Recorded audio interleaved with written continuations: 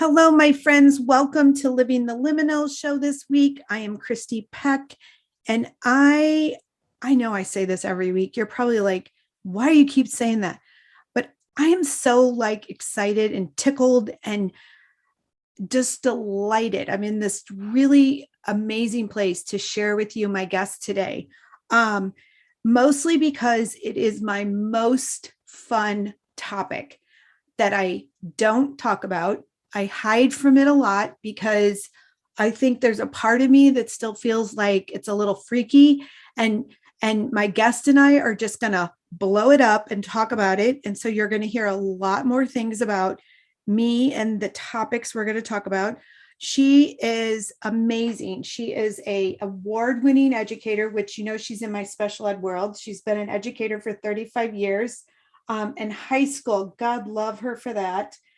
She's been an adjunct professor, which I love that too, because I taught in the college level, and it's always fun to kind of mirror some of those experiences with others. She is a celebrated author, and she has written this most amazing book. She has a lot of books out there, but the one we're going to really talk about today is called God Came to My Garage Sale. And it was a 2020 Best Books Award winning and really endorsed for its spiritual fiction. And I cannot wait for us to just jump right in and have this conversation with Dr. Marni Hill Foderaro. Did I say that right? Pretty close, Foderaro. Okay, I should have asked you before. I'm No so sorry. problem. That's so silly of me. Anyway, I just get so excited and then I forget all the things I'm ready to say. But Dr. Marni, thank you so much for being here today. Welcome, welcome, welcome. And it is a delight to have you. Well, thank you so much, Christy. I'm thrilled to be on Living the Liminal. And God came to my garage sale. So let's just, okay, so you're this educator for 35 years and then this book. Mm-hmm. Okay, tell us that story of how you go from what was the bridge that got you from one to the other, or what led you there? Well, I was living the American dream, working as a special education teacher, which was near and dear to my heart, raising my two beautiful children in just seemed like a fairy tale life in a beautiful home on a beautiful street in a beautiful town, and life was just great. And I was nearing the end of my career as a teacher. Mm-hmm. And I had an unfortunate situation, actually pretty life-changing, when I realized after 27 years that I needed to leave my marriage. Okay. And it was just, I didn't even have a choice. I had to get out. I wish I would have planned better. It would have been a lot easier. But anyway, I knew I needed to leave my marriage. And I knew leaving this particular person would come with consequences. I was warned, don't you dare leave. Right. But I knew I needed to, because I am a person of integrity and honesty and goodness, and that's not who I was dealing with. So in the midst of, making this life change, I had a garage sale because I thought that I could stay in our home, for the rest of my days. But as it turns out, even though I was told it was paid off, it was actually in foreclosure. Wow. And so I lost all this safety and security. I lost my home. Found out my bank accounts were depleted. I even lost an adult child to parental alienation, which was extremely devastating for me. But I had this garage sale, and I've had many garage sales, but this one was really unique in that many miracles happened. It was almost like I was being reassured by some higher source that I would be okay, that not to worry, to trust in the situation. And I grew up atheist. I later on in life found religion. And then it wasn't really until after the trauma of the divorce and losing this adult child that I really found spirituality because it just came to me. Yeah. And so I did have these miracles that happened. Of course, it's a spiritual fiction, so not every single thing happened at that one particular weekend, a garage sale. Right. But what it did was prompt me to really research near-death experiences or God or miracles and that type of thing. And so I did that. I started attending the IONS conferences, which are the International Association for Near-Death Studies. And I did a lot of reading. I have a whole library of spiritual books, and I consulted with psychic mediums, and which I never would have believed in before. So through my own personal experiences, but also hearing the testimonies of hundreds and hundreds of others, my whole view of life on Earth has changed. And even though it was a traumatic situation that led me to this, I found writing to be extremely healing and helping me put my thoughts onto the paper. And I'm someone who is a lifelong learner. So I just wanted to research and learn more. And it just turned out to be, the best thing that ever could have happened to me, just, a blessing in disguise. So you are in this relationship. I'm going to go back to that a little bit. You're in this relationship and you begin to realize something's not quite right here. Right. And that is probably, you can tell me if I'm wrong, but it feels like that was probably that moment when it all started happening, even though the miracles didn't come till a bit later, but that first realization where, wait a minute, this isn't really resonating with me anymore. This isn't feeling good. This isn't cool. Right. Would you say that was kind of probably accurate, that's when it really started to shift, like a lot of things shifted for you? Yeah, I would say that it did, because, your safety and security is so very important to your everyday life. And when that was completely pulled from me, then I started realizing, wait a minute, there were red flags even before I got married. There were red flags for years and years and years, and I just ignored it because, as a mom, you're busy raising your kids and having lemonade stands with them and doing art projects with them. And I was actually working full time and working on an advanced degree at the same time, and spent a lot of time in my garden. I thought that I really was a good gardener, but I really wasn't. I was just probably escaping the situation. I guess, at when something like this happens, it does make you stop and kind of look back and reevaluate. Hey, this didn't just come out of the blue.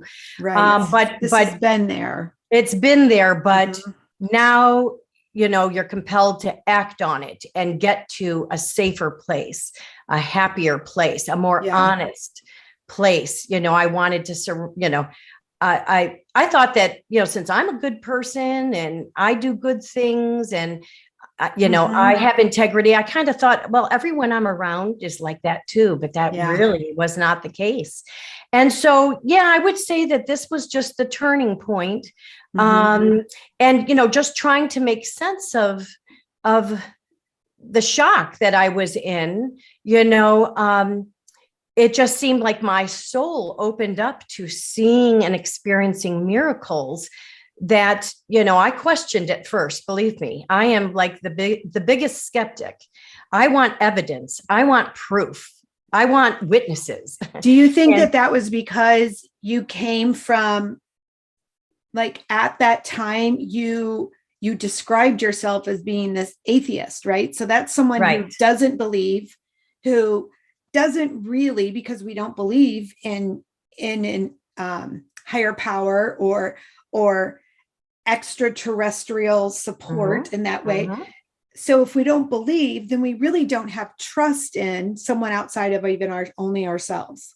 Definitely. Putting And trust in someone bigger than us in that way. right. And definitely, even though I was leaning towards that for a number of years, my foundation as a child was grounded in that there is nothing, you are like a plant, you live and you die, and that's it. And and that's just what I experienced. But in my heart and soul, I always felt that there had to be something more, because there's so many amazing things in this world. But then there's also so many tragedies too. And for me to try to make sense of why do such bad things happen to good people, or to masses of people, there had to be some kind of explanation. But it wasn't until I actually really witnessed some of these experiences firsthand, and then got validation from so many other accounts of, that's not so unusual. I had this, and hundreds of other people have had these experiences. Then I became more comfortable with, almost a knowing that there's more to this earth. Yeah. So I love two things that you said. One is the idea that your soul kind of was already morphing. Right. As you became first aware, which is the initial awakening process, kind of like the alarm clock goes off for us. Right. And then all of a sudden we start to pay attention differently, and we build up this huge awareness muscle, which you said, my soul started showing me things. And I love that, because I feel like when we make these big decisions for ourselves, it really comes from the soul of who we are. It's not our human self that's making them. It literally is some other deeper entity within who we really are, kind of forcing us to break open in that way and see life in a different way. And then because we're nervous, it's like a little baby starting to walk, and we're shaky and we're nervous and we're not sure about it. My experience is then the miracles come. I agree. And, I'll tell you, it's much easier to stay in an abusive relationship than it is to get out of one. Oh, honey, I'm right. High five on that. Like serious high five. It's much easier to stay in an abusive situation. It's much easier to ignore the glaring red flags. It's much easier to just go along status quo, even though there's such cognitive dissonance, that you just, this is not you right. Feel it. You see things, but you feel in your body. And for me, in my experience, my body was just completely, it was whacking out. I mean, it was shutting down. It was causing pain. It was literally torturing me to death, meaning if you don't see this is what's happening right here. Right. And there's actually a scientific correlation of physical ailments as a result of emotional or spiritual abuse. Yeah. And so one of the values that I resonate with so much is honesty. I just am a truth seeker. I am an honest person, almost to a fault. Yeah. And then when you realize that, in my marriage, I was dealing with such a dishonest individual. Yeah. And then later on to come find out that, after I left that abusive situation, I realized there were a few friends in my life that were not honest and didn't resonate with me. And then now I'm a little more aware. So when I have an acquaintance, I can kind of sum up my own gut feeling as to whether or not, I mean, it's still a process. You still want to trust in humanity, and you still want to connect with others. But at the same time, I think, going through this kind of experience makes you more discerning. Yes. Well, I feel like it strengthens that instinctual part of you and that intuitive part of you, because I think they're both separate. Right. Where you didn't operate from that before. You were getting signals, but you bypassed it. Yeah. You were getting gut feelings. You were getting your alerts going off, your inner doe, some would call it, but we bypassed it. We shoved it aside. We don't going to listen to that because our love was so big that we just believed in people so wholeheartedly that Definitely. Oh, you can't possibly be like that. Because like you said, I love how you said that. Well, I'm so loving. So if I'm so loving and accepting and kind-hearted, why in the heck would I draw in this experience? Sure. What's going on there? So I love that story, even though it's painful to listen Sure. to. And I know for my own experience, the moment that I actually walked away myself from a relationship that was not healthy. And I remember saying to this health practitioner that I was working with at the time, she was like, "Oh my gosh, are you sure? Are you sure you really want to do this? Like, are you sure?" And I remember sitting there and not really even understanding my words, but saying to her, "Listen, I don't know what I'm doing right now, but something inside of me does. And so here are my choices. I either stay and live like this, miserable and hurting and in pain the rest of my life and suffering because it's going to get that bad, or I got to go down the other path and figure this out. So I got to do this." And she goes, "Okay, then let's help you through it." And it was like this moment. Right. Sometimes I also believe that there's divine intervention with some of the decisions, because really, if my light bulb went on when my children were young in grade school, or even younger than that, or junior high and high school, and if I would have acted on that, I might not have enjoyed the 20 years of being a mom that I experienced. Now, unfortunately, parental alienation, I lost a child at 20 years old. It's been, I don't know, 7 years. I can handle that. It's very sad. It's very unfortunate. It's based on lies and half truths, and it's based on the trauma of the child too, that they align with the abuser. That's what parental alienation, it's unfortunately a very common phenomenon, but at least I can understand what happened and realize that, this adult child has their own journey and their light bulb needs to come on. But I am so very thankful that my light bulb, as painful as it was, the timing of it and everything, it would have been devastating if I would have lost my children to parental alienation when they were young, or there were custody battles and that. I'm dealing with an extreme, malevolent, malignant, narcissistic, undiagnosed, of course, but an abuser, and they will stop at nothing. They're a predator and you're a prey. You were perfectly fine when everything was fine, and you didn't, realize you did everything they wanted you to do. Yeah, you didn't realize the abuse. But as soon as you walk away, they come after you. And so I guess I have to say, getting back to the point, was that some of these decisions, I think, include divine intervention, because the 100%. Timing of that really, helped me cope. It would have been extremely devastating for me if I was early on my teaching career and I had young children and that was kind of ripped away from me. So I have a lot to be thankful for. I was able to retire, after a rewarding and very successful career. And then I ended up, seeking out honest friendships, really being more careful about who I choose to let in my life. And one of my very good friends, we ended up deciding to spend our life together. And so we are here.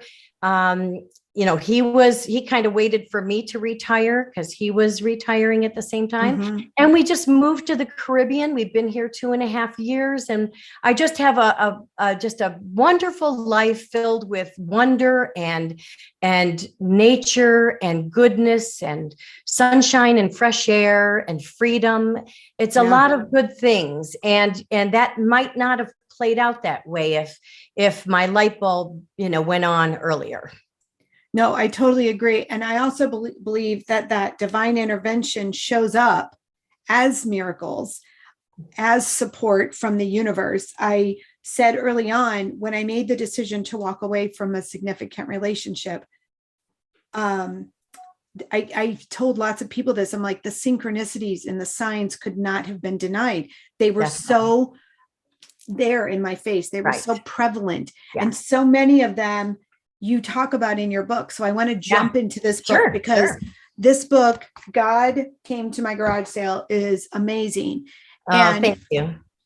And again, I love it because it gives this story, right? These everyday moments to how the divine shows up to say to you, 1, you are loved.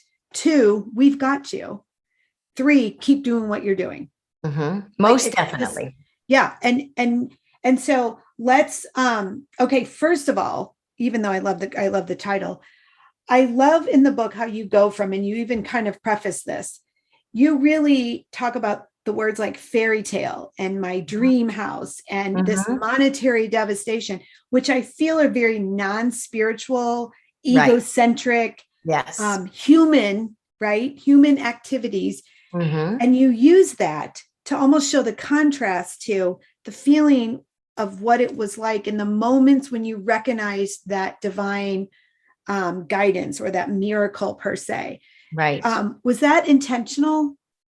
I think it all just kind of evolved, whether it was intentional or not. But, I wanted to show the readers that, I'm an everyday person, just like, the person next door. Yes. And many of us believe that we are, striving to live this American dream and, have these belongings and live in a perfect neighborhood and stuff like that. And even though I was never someone who was a status person, I never was into name brands and I was never into one-upping other people, that I never needed that. But just basically to show that, here I thought I was doing great, but it wasn't until I was shown divine miracles that I really felt that I am connected with a higher source. And I am being guided and I am loved. And so, these miracles, they and these experiences that I had, and even though it's a spiritual fiction, they're definitely inspired by real events. That had happened to me or to other people. But, they happen when you least expect them. And then you have to pay attention. Even now I have miracles that happen when I'm not really thinking about it. And then it forces you to pay attention to some of these things. And sometimes it takes a while. Like I had one experience, I think I wrote about it in the book, where the lights were flickering on and off. And that was not happening in the room next door to me on either side, but it was happening with me. And there were a lot of other people experiencing this. It wasn't just me. And that kept on going on. And it took a while. It took maybe, 15, 20 times before I flat out asked, is this a sign? Am I, is this a loved one coming? And then I said, if it is, I want it all dark right now, just prove to me. And sure enough, it was all dark. And then I waited and I said, okay, if it is really you, if this is a sign, turn on the lights right now. Boom. And they went on. Isn't that funny that we want such evidence? Yes. Isn't it? It just really honestly makes me laugh that we don't even believe it. Someone the other day said to me, do you really argue with spirit like that? And I said, oh, heck yes, I do all the time. Because I'm like, listen here, if you really want me to do this, because I'm getting the guidance, like I'm feeling the nudge, I'm hearing okay, then give me one more sign, give me another sign. do this. And it's almost like, well, I don't know if I believe that one. So go do this. And it's so funny we go down that path because I feel like we are in our human ego at the moment and we're not surrendering to just believe it the first time. It's so much more fun that way. Than to go down that path where you're like me arguing with spirit on, oh no, you're going to have to prove yourself, like really prove that this is what I'm supposed to do. But early on, that's a natural thing, I think, to just really want more evidence. It's like you can have a reading from a psychic medium and they could be spot on telling you names and places and things that no one would know, yet you still want it validated by yet another person or something like that. So I think that that's just human nature and it's natural. Although I must say now, I don't question things as much. I laugh hysterically because Yeah. I asked just the other night, I asked for a sign because I was feeling the nudge to make another big decision about something. Mhm. And I knew that if I made this decision, it was really going to trickle out, right? And there were going to be people not happy with me. And let me tell you, you probably know this, back trauma, it sort of does trigger you still into, oh, I got to Sure. people please. I don't want people to be mad at me kind of thing. So I Sure. asked for a sign. Well, one of the signs I trust is that if I see a certain like string of words Mhm. that's in a message, and if I hear it a couple times or see it, then that's a message. I'm trusting that.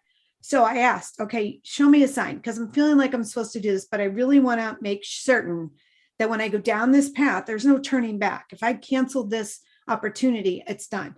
Right. Okay, so I wake up the next morning to 2 emails from 2 different people saying the exact same word for word. Like there was Wonderful. 5 words stringed together. Yeah. And I sat there laughing. I wasn't even upset. Yeah. So I called my assistant. I said, here's the deal. And she was one of the emails. And she says, really? And I said, I can't deny it. It's come in 2 different people who it came in at the exact same time. And you asked for it. And I asked for it. And you asked for it. And I've learned this through listening to a lot of people that sometimes when it comes to angels or the divine, sometimes you do need to ask. And that's a new thing, for people to think, okay, I can really ask for something and then get it. Yes. And you can really, and just again, the other day I was in Sedona, Arizona, love the place. Yes. And I'm just driving down this road to one of the canyons, vortexes. And I said, just kind of in my head, oh, it'd be really cool to see this person. It was the Boynton Canyon where the guy has the hearts. And I'm like, it'd be really cool to see the heart man. So I can get a heart. I wanted it the last time, but we didn't see him. And then I just let it go because that's how I know it works. You just kind of think it and let it go. And you don't, and if it happened, it wasn't attached to it. And sure enough, second person we saw was the heart man. Yeah. I just saw him and I started laughing because I knew that in the car, I had asked for that as if, hey, if it works, it works. It'd be really cool and blah, blah, blah. And I was like, oh my gosh, I love it because, and you even talk a little bit about how some of these miracles you talk about, or divine intervention, however, divine guidance, support, but they came in and they helped to distract you from what you were feeling in the moment as a human, right? You were in the midst of the garage sale and all the stress involved with taking your house apart and decluttering and having to give away these possessions that you had sort of attached to. Sure. Do you believe that the divine, those mystical experiences come by way to distract us from the human, because we are spiritual at heart and then we live this human experience, right? But we get so attached to the human experience, we forget the other part of us. I think it's a combination. I think sometimes it's there to distract, but I think it's also there to reassure. And then I think it's there to guide. So I think it really can come in all forms and can have all different kinds of outcomes. But either way, it's to help us grow spiritually. Yeah. I think that's the key part. It's helping us evolve.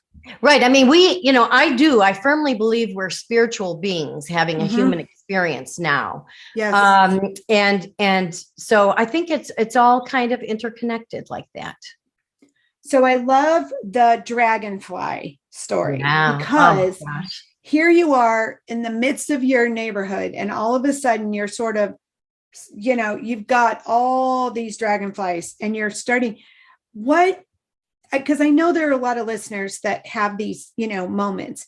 Sure. It seemed like, and maybe this is just how you wrote the story, but it seemed like you instantly knew that it was something else going on.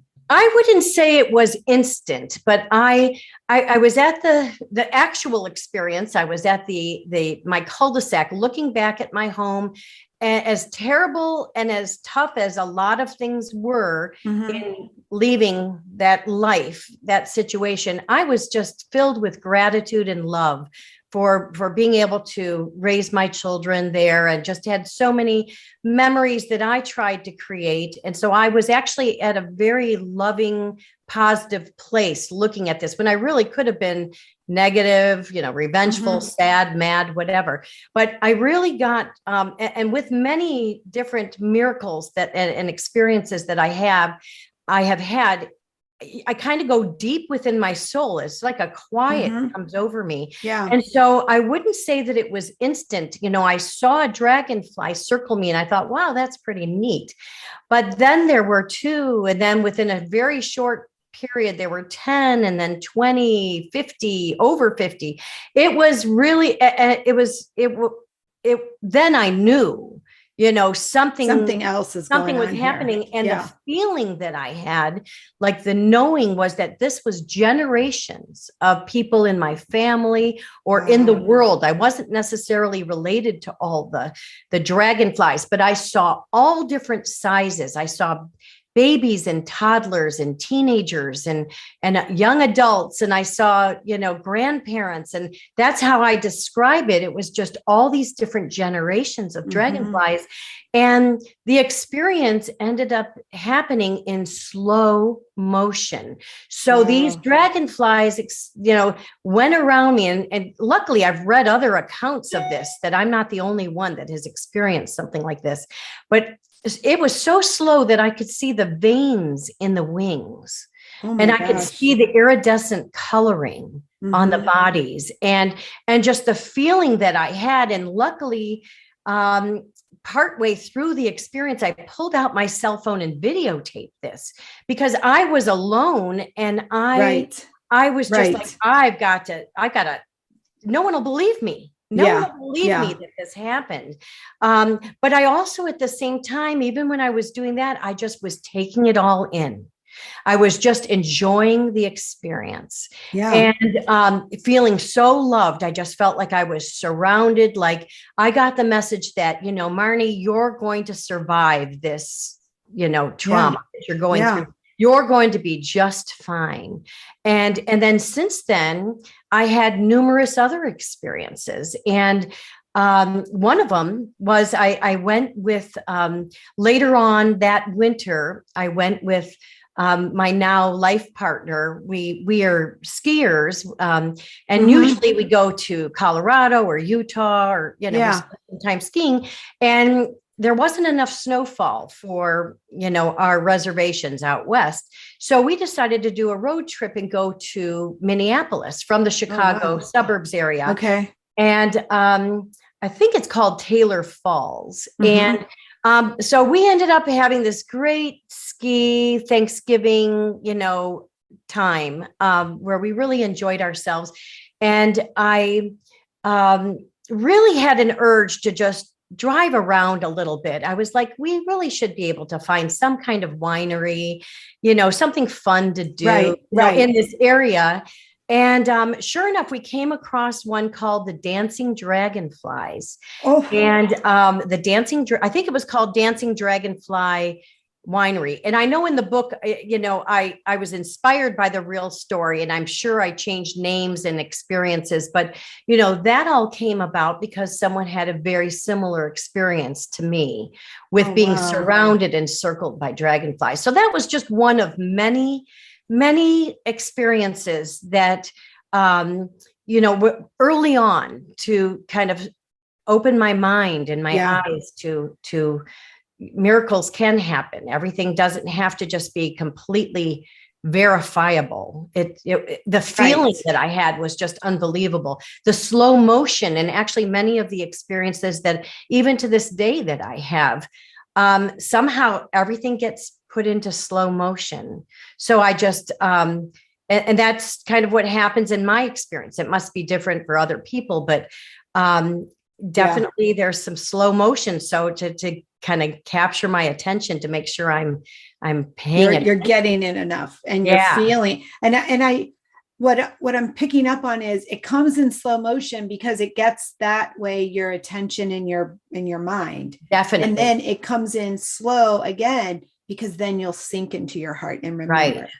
Well, and I'm a slow learner anyway. I've most of us are in those. I'm a slow learner, and look at how it took me 27 years to realize that I was in an abusive marriage. I'm a slow learner, but I also am someone that just believes in goodness and would like to think that, other people out there do too, Well, I think that's the other thing is believing in outward goodness.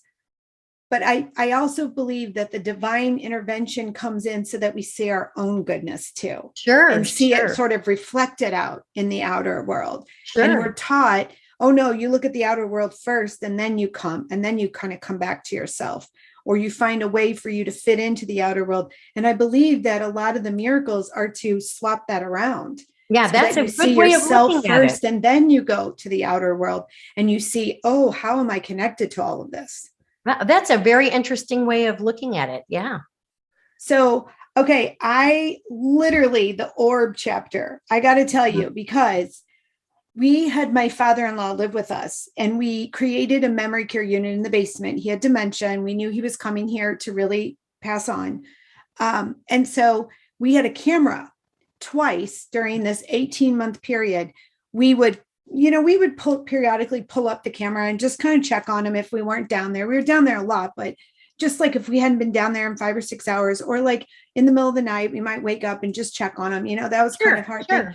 Twice during that 18-month, we pulled it up and there was an orb flying around. And I even shared it with other people to say, is this what I think it is? Like, it feels, when you talked about the feeling, it felt like immediately, oh my gosh, we are so supported in this experience that we're in, taking care of him, and how challenging it is for us, because we still had all of our kids at home, and then it was partly in COVID. So here we are, all 6 of us are here in this house, plus the caregivers, plus the nurses and hospice people and him. And, sometimes. But you got some reassurance with the orbs. That orb, twice in 2 different occasions, it came and was bouncing around the room.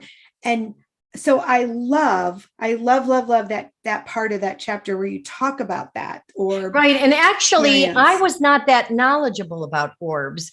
And so that's why in that chapter, there's actually, the literary people call it an information dump, because I actually wanted my readers to learn about what orbs are. Yeah. And they're actually scientific proof of orbs. It's not just people believe, oh, there's faces inside these bubbles, or is it just a spot of water on your lens or something? It really isn't. And actually, my life partner Rick is writing a book. It's actually a photograph book on orbs, because he over many years photographed thousands of orbs and had such good cameras and good printers that you could really see the faces and even the animals that are inside the orbs. So I was just blown away by this experience, by myself experiencing it. And I was, eager to learn as much as I could about that. And so, I, again, as a human, I kind of wanted proof and evidence and all the scientific accounts, the hundreds of thousands of photographs that have been analyzed by people all over the world, gave me the confirmation that, yes, that is something that many of us don't know about, but we should be aware of. So that's why I loved it. Devoted a chapter just to orbs. I was so excited to read that, because you can't just really walk around and be like, so in our basement bedroom the other day, we just saw the spirit running around. I mean, we've told people who believe in it, and I've shared it with some groups to say, what do you think of this? And they all confirmed, those who have experience in studying orbs said, oh, that's one. And that's the longest I've seen one stay in one location. And it's almost like we need to ourselves experiencing these things to really have it sink in. I mean, it is another thing to read about other people's experiences, and especially when you can trust others, like I think of Eben Alexander, the Harvard neurosurgeon who died of meningitis, but had a near-death experience and came back perfectly healthy. Of course, his life changed completely. His previous marriage couldn't last, but then it opened up, his world to his life partner, Karen Newell. And she does a lot with sounds and beats and on another level. And so, and then of course he didn't stay with his being a brain surgeon. He was kind of ostracized from the community because the scientists, thought, well, this is crazy. He was hallucinating, but, he has so much evidence that no, he wasn't, and wrote his book, Proof of Heaven. Nowadays, there are doctors and hospice workers and nurses and people that are around people that are transitioning from this earth that will flat out say, no, this is real. I experienced this. I know they experienced this. And so it's just very, very validating, but having your own experiences. And I think all of us probably have had these experiences. It wasn't until my traumatic life change that I could look back in my life and say, wow, I probably had an experience when I was 7. I can remember this, and I can remember this when I was in high school. And, so you can go back and start realizing, well, I probably have had spiritual experiences all along. I just wasn't in tune with it at all. Yeah. You talk a lot about the whole idea of spiritual awakening. Yeah. And that you feel that was the process you were going through as you were noticing these miracles. Do you believe that we have to have like a moment, like you recognizing, oh my gosh, I'm in this like really toxic relationship and it's abusive and it's not good, or a disease that comes in, or an accident? I mean, can we have spiritual awakenings without having to go through those? I think a number of people do. So I don't think you have to have trauma-induced spiritual awakenings. Yeah. But I will say that a lot of the people that are strong enough and brave enough to speak up about this, whether it is they're compelled to write a book, whether they're compelled to have a podcast, whether they're compelled to, go on the lecture circuit and talk about these things, a lot of times it does come from a traumatic situation that just jolts your reality. A lot of times it's the near-death experience, people that have actually flatlined and died, but then are revived and come back, that have those experiences. They're compelled to share and talk about it. And these are people that, I remember hearing one woman, I think she was hit by lightning twice. Okay. So she died twice by lightning. And I remember hearing her speak at the Chicago IONS meeting. She is someone that speaking would have been the last thing on her list. She did not want to get up in front of people. She did not want to tell her story. But she said she didn't have a choice. She was just compelled. And luckily she had a support person with her that helped her, be able to do this, but she was just compelled. But getting back to your question, no, I don't think that you have to have trauma-induced situations to or a big event that makes you believe. I think that that there are people that have had experiences like this just out of the blue, and it wasn't like that they could trace it back to any big one event. So, but I do have to say, a lot of the people that do write about, I've got a whole library of books. Most of them did have some sort of, life change, something happened to make them really open up their eyes.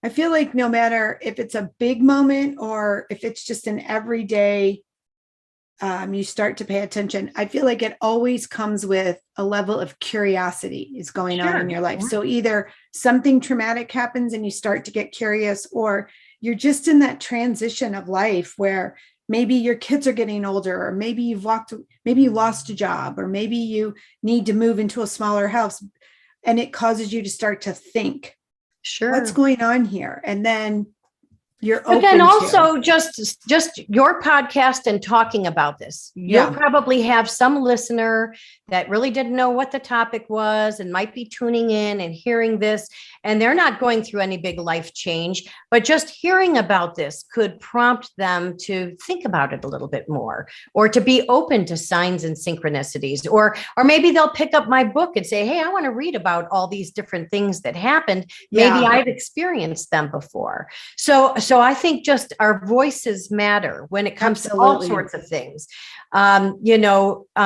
It's much easier not to talk about being a victim and now a thriver of domestic violence. It's much easier not to talk about it, but in talking about it, and people can see, hey, that happened to her. That's kind of what's happening to me. They can relate, and then they could take the steps to a more healthier life for themselves. I think we all can impact each other with sharing our stories. And so just even me sharing in this book about some of these miracles can prompt someone that's not having a traumatic situation to maybe say, hey, I kind of would like to look into that more. So the curiosity part is key. Right. Well, and A Course in Miracles says a miracle is just a shift in perception. So really what we're talking about is going from an unaware state, right? Where you're just living your human experience and you're going about your day, to just shifting that perception and noticing. Like one time I remember I was walking out of a coffee shop, kind of in my head, contemplating something that I needed to really work on, or a project that wasn't going well that I was doing. And I looked down at my feet and there are 2 dimes literally side by side sitting there. And instantly I hear, paradigm, you need a new paradigm. And I was like, at first I thought, okay, that's kind of weird. But then I was like, is that really? And then I drove and I kept thinking, a paradigm, I need a new paradigm shift here. And then I was like, oh my gosh, I totally do. I'm looking at this from the wrong angle. I'm looking at it like it's just so much work. Why don't I look at it differently? So I feel like these, and same with like you write about feathers and repeating numbers and all those signs. I remember one time I saw on my microwave the word SOUL. Now your microwave is numbers. Yeah, right. So how I even took a picture because I was like, how am I really seeing the word soul? Right. But I needed that reflection. So it's guidance to keep noticing, build that awareness muscle up more, because you're going to keep getting these things, and the more aware we are, the more your life just fills up with a shift in perception. Definitely. Like, billboards. I mean, you might think, there are signs on billboards, or I had a major experience. This was early on. I didn't put it together until later. I knew it was unique, but license plates. Yes. And sometimes you can, it's kind of like they stick with you until you finally realize, oh yeah, okay, I've seen that now 10 times. Okay, I'm supposed to, incorporate this into my world now. So yeah, I loved that chapter about the license plate, because I shared many pictures on my social media pages about my license plates, that I'll see the word ego, I'll see God, I'll see joy, I'll see people's names, and it'll make me think, send loving thoughts. Right. But the big moment that I remember, like you, not getting it and thinking like a human, oh my gosh, I went into fear, I started worrying, was a moment when my father-in-law was in the hospital. This must have been like 10 years ago, maybe 12. My older son was having some challenges in school. My other son was having some physical challenges. And my husband and I were just like, okay, this is a little too much for us. Like, this is a lot. And it's he and I, and we're trying to juggle all this. And I'm driving, and on the license plate, I see the letters M and K. Well, MK is the nickname we give to my older son. Okay. His name is Myron King. Well, All my right. husband's name is Myron King.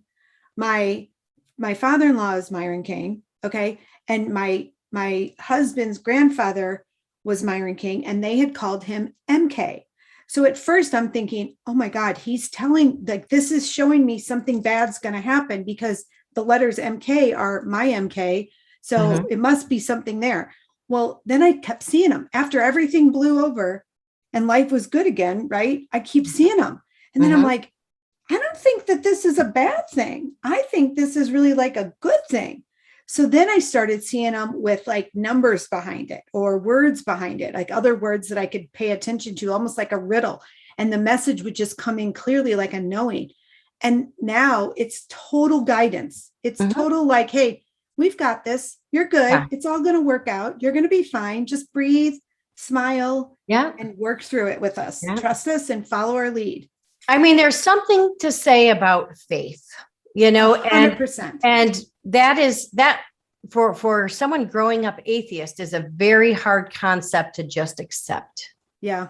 And especially when you still have family members that, you know, believe that. I'm not out to convince anyone of anything. I know my truth and I've got to be okay with that. But, you know, there is something about letting go and just having faith that goodness will prevail.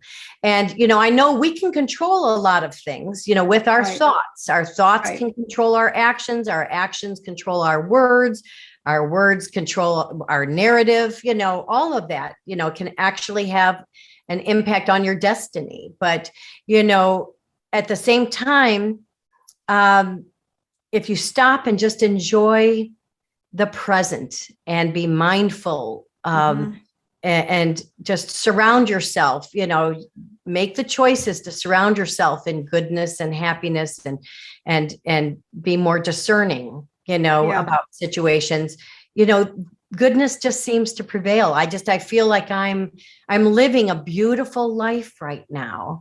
When really I could be completely devastated and I could be, you know, stuck where I was in negative ruminating thoughts. And instead I wake up happy every day. I wake up very motivated. I totally have found my author's voice, not so much, you know, I started with this book, but like you said, I've written other books, other chapters and anthology books. And I have a new book that was very, very healing for me. That's actually coming out next week. So I was super, I just did the final, you know, signed off on it and everything. Yeah. So it's going to actually be released on September 29th, which is my mom's birthday. But it was a very healing book, and I'm already halfway through the next book. So I'm just motivated, even though I live in the Caribbean, I'm swimming in the ocean all the time. I'm relaxing. I'm just enjoying life, enjoying the beauty of the surroundings that I'm in. I still am very motivated to just driven in a way to write. And that's really helpful for me. I know that there's some people, I actually even took a painting class thinking, oh, that might, you know, inspire me to paint. No, I'm not a good painter. I didn't enjoy it. Right. I don't want to pursue that. I'm glad I took that class. I met a couple really neat people in this class. And maybe that was the whole purpose, was to meet some of these nice people. But, you know, I realized, no, that isn't for me. But, you know, I really have a great time with words and, you know, it helps me make sense of things by writing. Well, we all have this creative aspect to us, and going down what I call awakening in your own spiritual essence, I believe also gives voice to your creative aspect that kind of had been shut down. And so whether your creativity comes by way of writing or art or even just being out in nature, or even speaking, or driven to, do some kind of charity work in that way, just being creative in your life, of the way you live your life, being a little more creative. It sort of is expansive in that way and abundant to open up to the infinite and the possible. And we all go through different phases. I mean, some of the best times in my life was the time I was with my children as their mom. That is just, I really enjoyed every moment. We laughed a lot. We explored. We did creative projects all the time. Sometimes my kids would be even like, "Oh, Mom, do we have to do another art project?" But then once they got into it, it was like they got to express themselves and have fun. And, I just believe that laughter and creativity and learning and exploring are all very, very important. Travel was very, very important to me. Actually, I just came back from a trip, which was really great. But, and so that's been limiting for a lot of people with the traveling, but exploring different worlds and different cultures also is just very exciting. I was able to spend a month in India and a month in Thailand, and a month in Israel. And, I probably wouldn't think about going to those places right now, but I'm so glad that I did. And I got to experience different cultures, different people, different food, different art, different ways of living. And that is exciting to me. And I hopefully instilled some of that zest for learning and creativity into my children. But, we all go through different phases in our lives. So now I'm at a different phase where I don't wake up to an alarm clock. In fact, sometimes I'll stay in bed for hours and hours. And, cute. I can, looking out my window, I can see the ocean and, so I'm in a good situation, but it's different. I didn't have this before. So I think we go through different phases in our life, and things pull us in different ways, and we're not always available to be open to everything. But I really seem to be at a good place now where I'm appreciating. Oh, that's so wonderful. Everything. Yeah.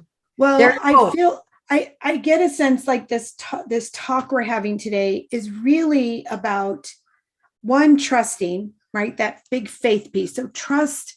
And even if you don't feel like you have any trust right now in your life, like trust a little. Where can you see trust a little? Like, look for some evidence where trusting really worked, and then believe that. Go from trusting to believing some more. And then you'll get to open up a little bit, even if it's a little bit. You think about a dark room, and opening up the door a little bit puts a lot of light in there.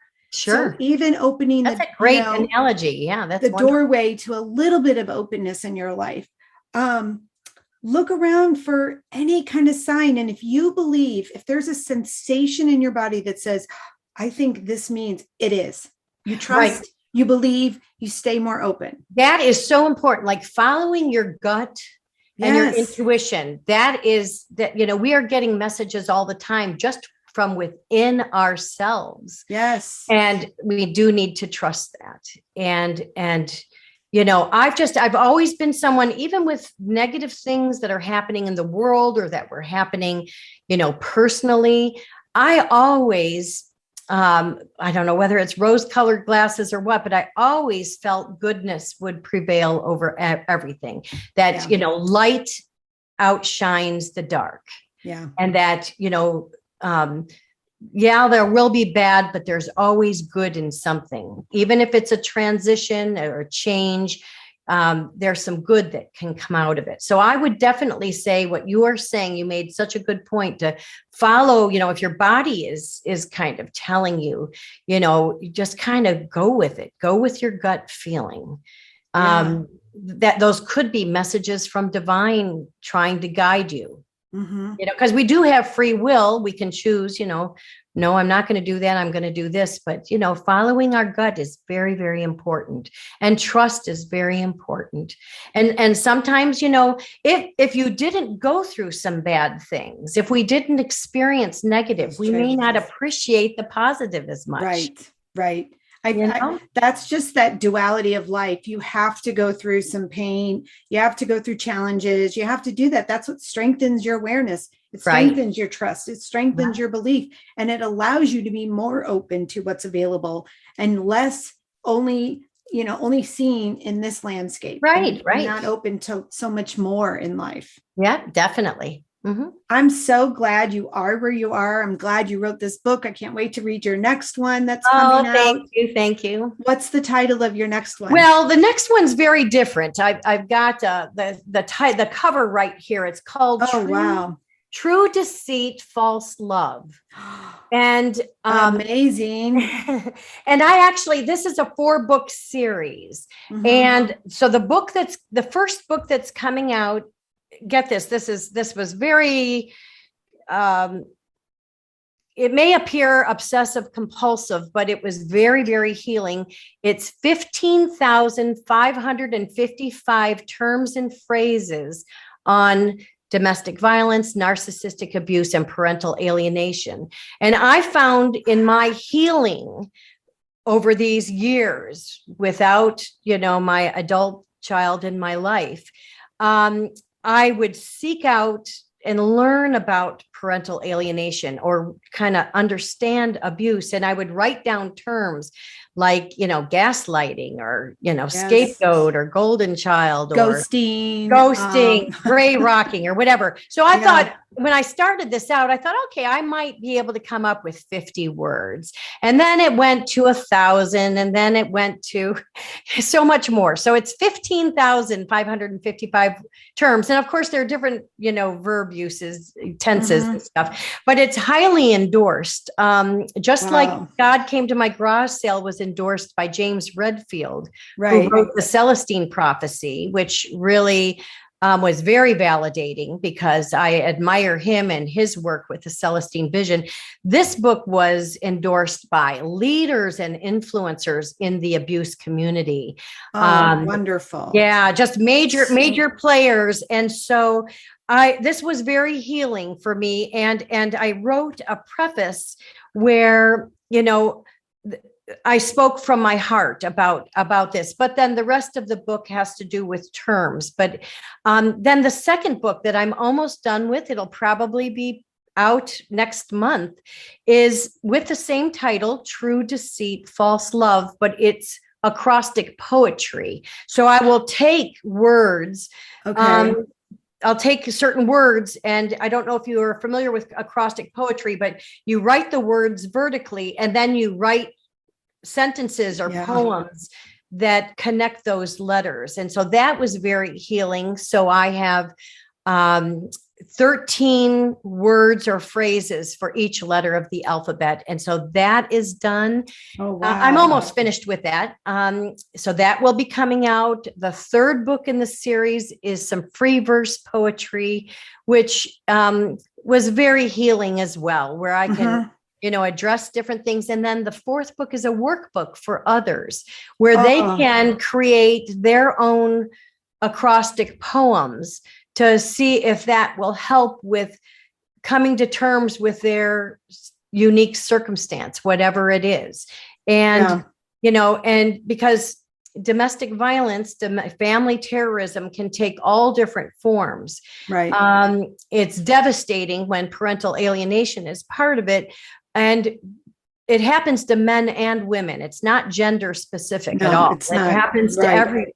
Right. Unfortunately, the real losers are the kids because they are the ones really caught in this cycle of abuse. And unfortunately, it's just one perpetrator that does this. It's one malevolent, abuser. It's usually one that gets everybody else in the toxic game. Right. Or a lot of people think, it takes two to tangle. If your child's not talking to you, maybe you really did something. No, researchers have shown and proven that that's not really the case. Yeah. It's usually one that starts it all and gets it. And then everyone else is, I love how you're doing the terminology, because in my own study, there were so many terms I had never even understood. Right. And even now I'm still sort of uncovering what those subtle things look like for me because I had just not understood some of the behaviors. Right. Well, this book will be out next week. It'll be out on September 29th.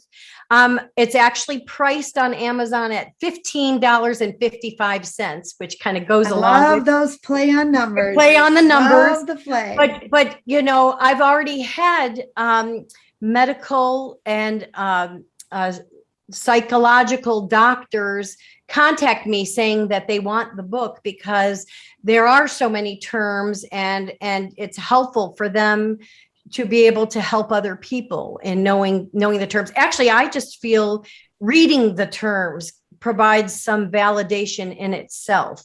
Well, I feel like it validates your experience. Sure. You know, it's hard to talk about your experience because then people either hear you right or they don't hear you because they're only hearing from their own lens, right? Right, sure. But using the language and seeing it in print for me was so validating because it was as if the universe was saying, I see you, I hear you. Right.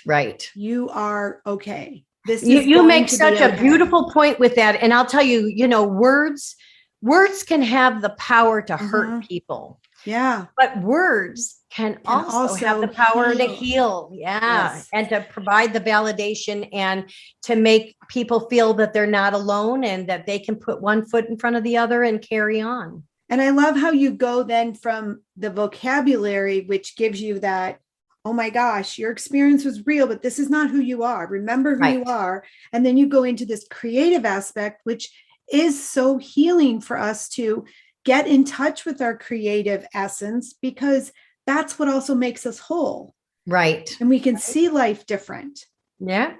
That's why I wanted to include a workbook in this series. Yeah. You know, just where I can put an example of an acrostic poem and it'll be done, you know, as a teacher, I've got some order and, you know, I like to have some organization. I'm sure you have the teacher mindset, right? I have a teacher mindset you're doing, but that they can, you know, I could provide some words and they can write some poems and then there's space for them to just pick what would be a word that would be meaningful for them to, you know, they could even put their child's name, you know, or they could put, you know, the name of a month, if that's significant to them, or, you know, whatever their people's experience. But I have found this project has been extremely healing. So it's very different than my spiritual fiction, God Came to My Garage Sale, but I think it's all kind of related. It really, I think the spirituality and the surviving the traumatic experiences and then going on to live a beautiful life where, you know, you're enjoying enjoying life. I think all of it is kind of connected. And absolutely, you know, I know I was actually very misguided one time by someone that I thought was a good friend who turned out not to be. But, you know, she said, you have to brand yourself. You are only spiritual or you are only this. And I don't think our lives are like that. We shouldn't be pegged into a certain, you know, square box kind of thing. You know, I think that we are multifaceted people with many. We're multidimensional. We have all these different aspects to us. So if we're spiritual and emotional and physical and mental, well, how can we fit into one category in terms of this is who you are? We are multidimensional, and then we have access to the other dimensions that are out there. So why limit yourself? Yeah, those limiting branding, marketing tools just don't really exist. It's so different. And, you know, I've always kind of believed that we shouldn't just be branded. I know that, you know, as a special education teacher, and you've got a background in that as well, that, you know, it was important to have labels for certain things at certain times, because then that is what, you know, allowed funding to be for, you know, a certain type of classroom. It got you the resources you needed at the time that you needed them. But we shouldn't be defined by our labels. We are, you know, especially, you know, younger kids, you don't, you know, to be just labeled something, then you start believing that there's not more to you and that there's no hope for changing. And so like, for example, I'm a mother. That's a huge part of who I am and what my purpose is. But that doesn't mean that I can't be a writer and have my own world with, the writing and speaking and that kind of thing. Or, sometimes I'm not a leader. I'm just an observer, Right. listening to someone else or admiring someone else's, accomplishments. Right. We can be at all different levels. We don't have to, have such limiting views. And no, so totally, that's why, I agree. right. So all of it really is kind of interconnected. I'm glad I wrote this book. I really was compelled to write about the miracles I experienced. I guess my first draft, I put a lot into my own experiences, what led up to the garage sale. And then I decided to take that out and make this book just, more positive, but just to have more of a focus here. And I figured in time, I would be able to, explore some of the other avenues that I needed to, which I did. So it's all kind of come full circle in a way. I love that. Yeah. I love that. Yeah. Oh my gosh, this has been so amazing. I want to do our high five questions with you because they're so fun. Okay, what inspires you? Oh my gosh. Well, we've talked about a lot of different things that inspire. I would just say I'm inspired by nature. It's so hard to just have a simple answer to this because there's so many things, but I would say I'm inspired by the wonder of nature and the world. It's a wonderful world that there's just so many unique things to learn about and to understand. So I guess I'm inspired by that, but. Awesome. How do you have fun? You've told us a few things. Yeah, I would say what's a lot. I mean, I have fun writing. I have fun actually looking back at pictures with my children, realizing the fun times that we had. I don't know if they even have any of these pictures.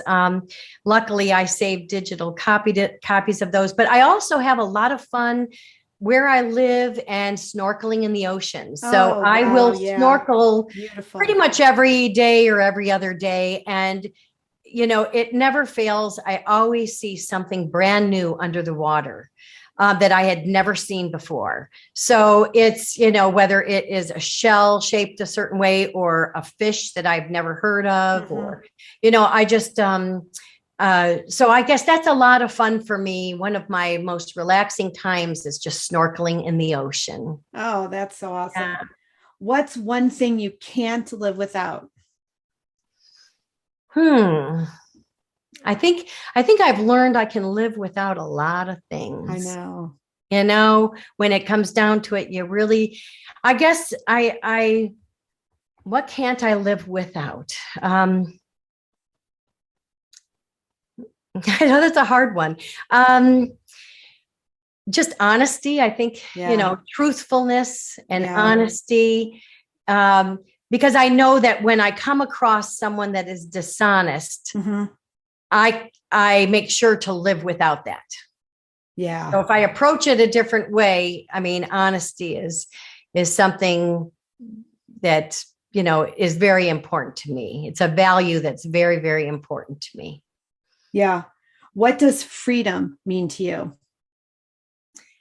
Well, and that's something that in this world with everything that's going on, the term freedom is discussed and thought about a lot.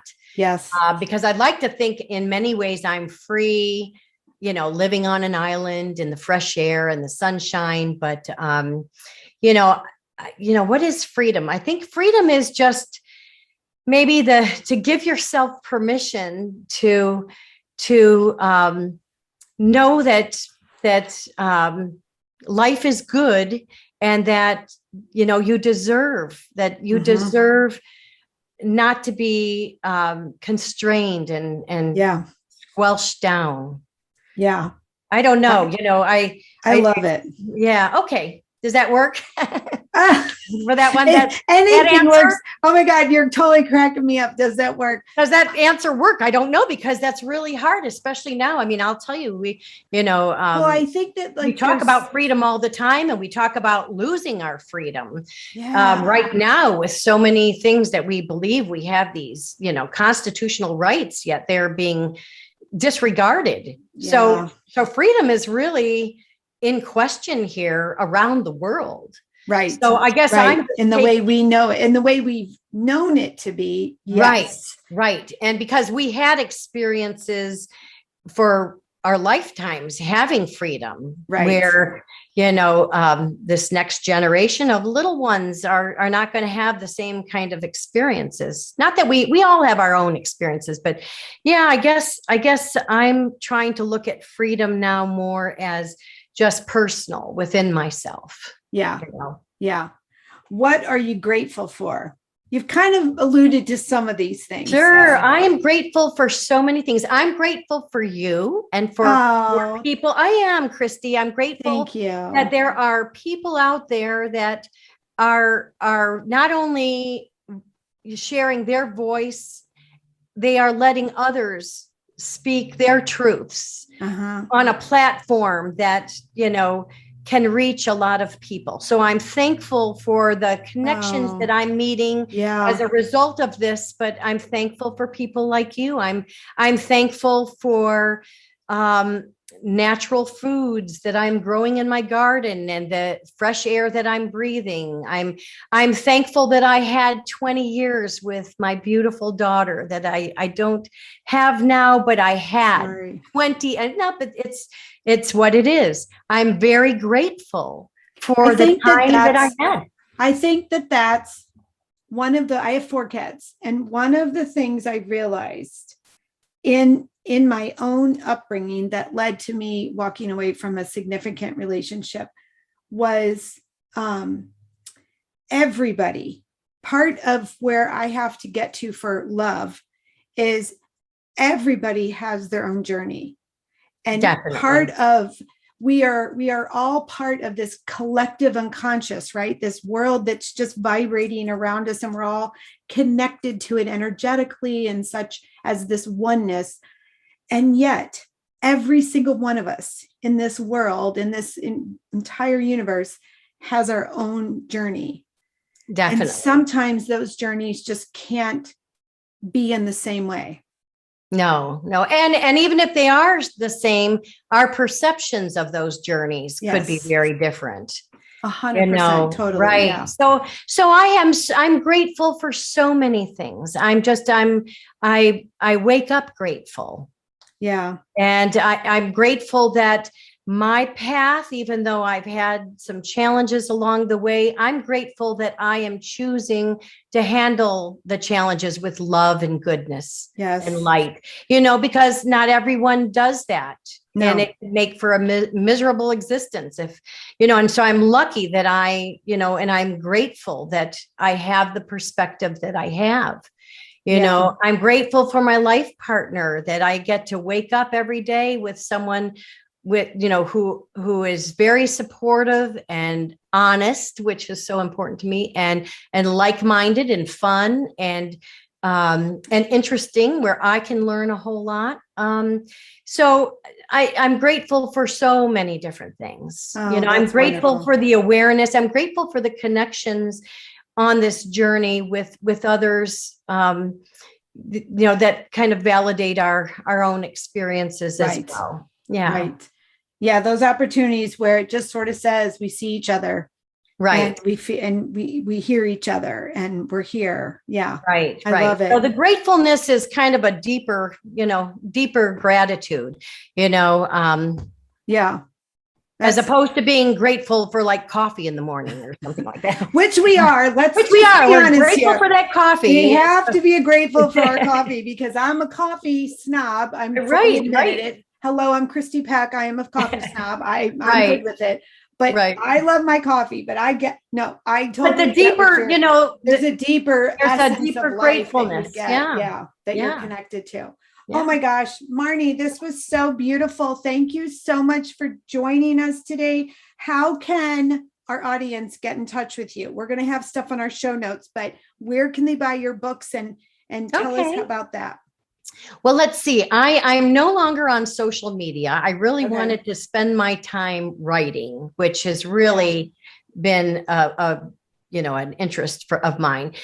So my website is the name of my spiritual fiction. So my website is www.godcametomygarage.com. Nice. So on my website, there's a menu tab. You can read about me, about the author. You can read about the different books that I'm involved in.